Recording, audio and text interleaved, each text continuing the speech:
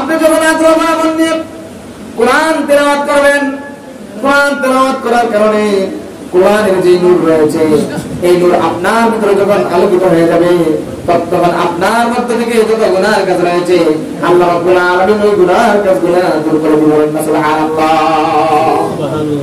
কোন চোর সবসময় চুরি করে, সর্বদা ডাকাতি করে, সর্বদা ব্যভিচার করে, সর্বদা খারাপ কাজ করে, চোর যখন কোরআনের আয়াত তিলাওয়াত করতে করতে আস-সারিকু ওয়াস-সারিকাতু ফাকতাউ আইদিয়াহুমা এই আয়াতের মধ্যে আসবে আল্লাহ রাব্বুল আলামিন বলেন এই আয়াত তিলাওয়াত করতে করতে যখন এই আয়াত কোরআন তিলাওয়াত করতে করতে যখন এই আয়াতের কাছে আসবে আর এই আয়াত তিলাওয়াত করবে, এই আয়াত তিলাওয়াত করার পর আল্লাহ রাব্বুল আলামিন তার অন্তরের মধ্যে একটা আলো দিয়ে দিবেন।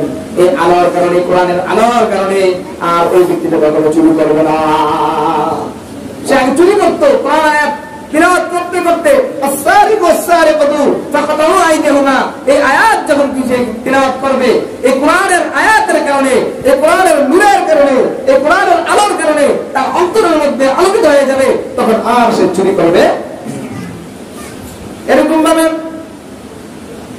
জিনা ব্যভিচার করেওয়ালা যখন কোরআন তিলাওয়াত করতে করতে জিনার আয়াতের মধ্যে আসবে, তখন তার অন্তরের মধ্যে আয়াতের কারণে অন্তরের মধ্যে একটা নূর পয়দা হবে। তবে আস্তে আস্তে আল্লাহ রাব্বুল আলামিন তার মধ্যে যে জিনার কাজগুলো রয়েছে, তার অন্তর থেকে যে খারাপ কাজগুলো আসতো, সে যে খারাপ কাজগুলো করতো, আল্লাহ রাব্বুল আলামিন কি করবেন, তার অন্তর থেকে এগুলো আস্তে আস্তে দূর করে দিবেন। সুবহানাল্লাহ। এরকম ভাবে যারা সুদ খায়, সুদ খাওয়ানেওয়ালা যখন আগ্রহ ভরা নিয়ে কোরআন তিলাওয়াত করতে করতে এরকম ভাবে আহাল্লাল্লাহুল বাইআ ওয়া হারামার রিবা, আহাল্লাল্লাহুল বাইআ ওয়া হারামার রিবা আয়াতের মধ্যে আসবে। আয়াতের মধ্যে আসার পর আল্লাহ রাব্বুল আলামিন তার অন্তরের মধ্যে একটা নূর পয়দা করে দিবেন।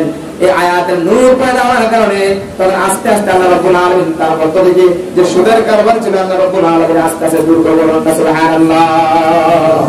যখন সুদি কারবার করনেওয়ালা এই আয়াত তিলাওয়াত করবে বা এই আয়াত শুনবে, হ্যাঁ, আগ্রহ মন নিয়ে, তখন তার অন্তরের মধ্যে আল্লাহ রাব্বুল আলামিন আলো পয়দা করে দিবেন। আলো পয়দা করে দেওয়ার পর তার অন্তর থেকে আস্তে আস্তে সুদের যে কারবার রয়েছে আল্লাহ রাব্বুল আলামিন আস্তে আস্তে কি করবেন, দূর করে দিবেন। কথা কি বুঝাইছি? তাহলে আগ্রহ মন নিয়ে যদি আমরা কোরআন তিলাওয়াত করতে পারি, আমাদের ভিতরে যত অন্ধকার রয়েছে এই কোরআনের আলোর কারণে আল্লাহ রাব্বুল আলামিন অন্ধকারগুলো কি করবেন, দূর করে দিবেন। এরকম ভাবে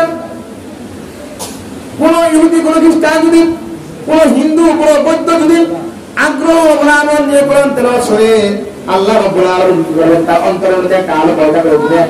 অন্তরের মধ্যে আলো পয়দা করে দেওয়ার পর আল্লাহ রাব্বুল আলামিন তার মধ্যে ঈমানের নূর দিয়ে দিবেন।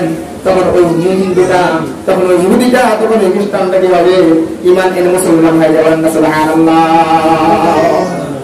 ঈমান কি করে মুসলমান হয়ে যাবে।